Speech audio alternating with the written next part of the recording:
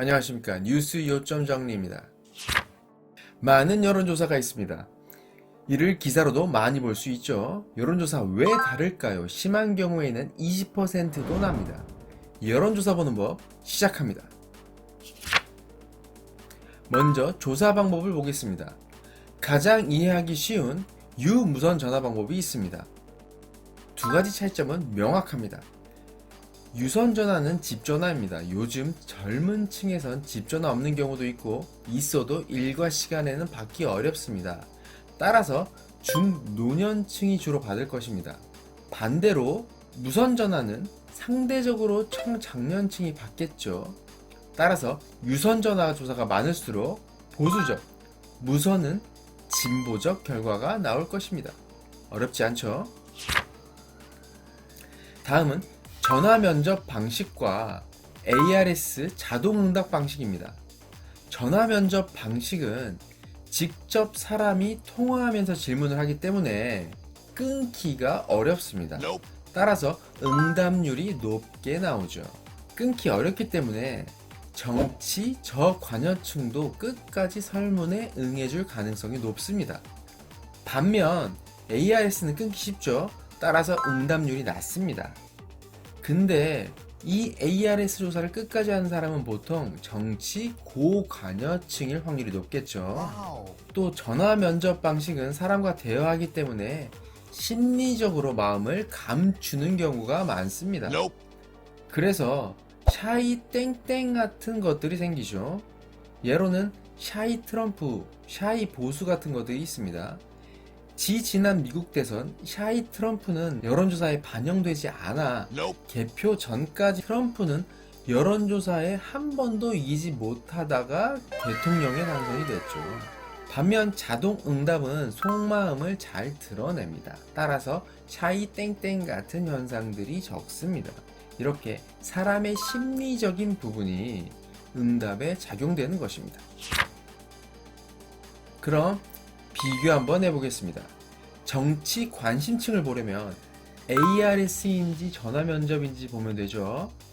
A가 ARS 100, B가 40, 20, 총 60, C가 60, 20, 총 80입니다. A가 고관여층, B가 60으로 저관여층, C가 80으로 중간이 되겠네요. 절대치가 아닌 상대적입니다. 정치 성향을 보려면 무선인지 유선인지 보면 되겠죠. A가 무선 100, B가 무선 80, 유선 20, C가 무선 60, 유선 40입니다. 무선 100인 A가 진보적, 60인 C가 보수적, 80인 B가 중간의 결과를 얻겠군요. 역시 상대적입니다. 속마음을 보려면 전화 면접이 있느냐 아니냐를 보면 되겠죠. A는 없고 B는 전화 면접 40, C는 전화 면접 20이 되겠습니다. 따라서 A는 속마음을 잘 드러낼 것이고 B는 40이라 감추겠죠. C는 중간이 되겠고요. 역시 다 상대적입니다. 각 기관별로 유무선과 ARS 전화 면접 비율이 다르니 결과값도 당연히 다를 것입니다.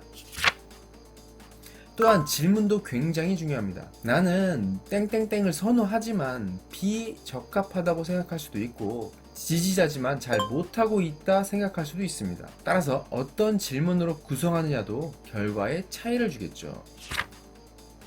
선택지 역시 정말 중요합니다. 긍, 부정 두 가지를 물어보는 걸 2점 척도라고 합니다. 참 직관적이죠. 4점 척도는 한국 사람 특성상 속마음을 잘 드러내지 않기 때문에 대체로 긍정, 대체로 부정이라는 평가 항목을 넣어 주로 사용됩니다. 하지만 5점 척도를 사용하게 되면 보통을 넣음으로써 4점에 대체로 긍정과 대체로 부정의 일부분이 보통으로 빠져들 가능성이 있습니다. 따라서 긍정적인 평가와 부정적인 평가가 줄어들게 되겠죠. 여기서 언론 플레이가 등장하기도 하는데요.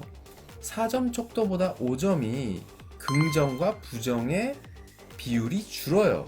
그럼 땡땡땡 긍정평가 40% 붕괴, 땡땡땡 부정평가 40% 붕괴, 뭐 이런 기사를 쓸 수가 있는 거죠. 이렇게 디테일까지 보는 사람은 적고 대다수 사람들은 바쁘기 때문에 제목이나 내용을 가볍게 볼 테니 말이죠. 근데 평소에는 4점 척도를 하다가 갑자기 5점으로 바꾸면 의도가 있다고 볼 수 있겠죠. 이렇게 선택지도 몇 점 척도냐에 따라서 결과가 달라질 수 있습니다. 보통 응답률이 한 자리인데 1000명 대상의 5% 응답률이면 50명이 아니고 1000명을 만들기 위해 2만 명을 조사를 돌리는 겁니다. 그럼 1000명인데 신뢰가 가능하냐? 요즘은 안심번호제를 사용합니다.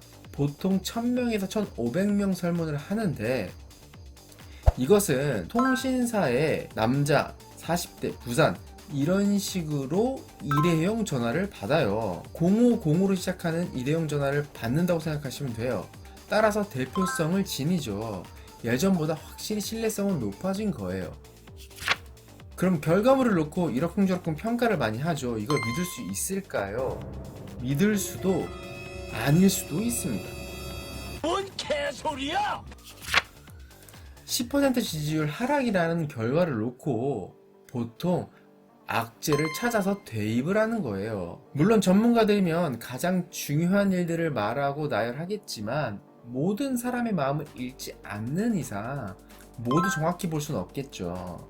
그냥 요즘 이러한 요인들이 있구나 참고 정도만 하시면 좋습니다. 그럼 이런 여론조사 어떻게 봐야 될까요? 경향만 보시면 되겠습니다. 대다수 조사에서 상승세인지 하락세인지 악재인지 호재 정도인지만 보고 참고하시면 참 좋을 것 같습니다. 감사합니다.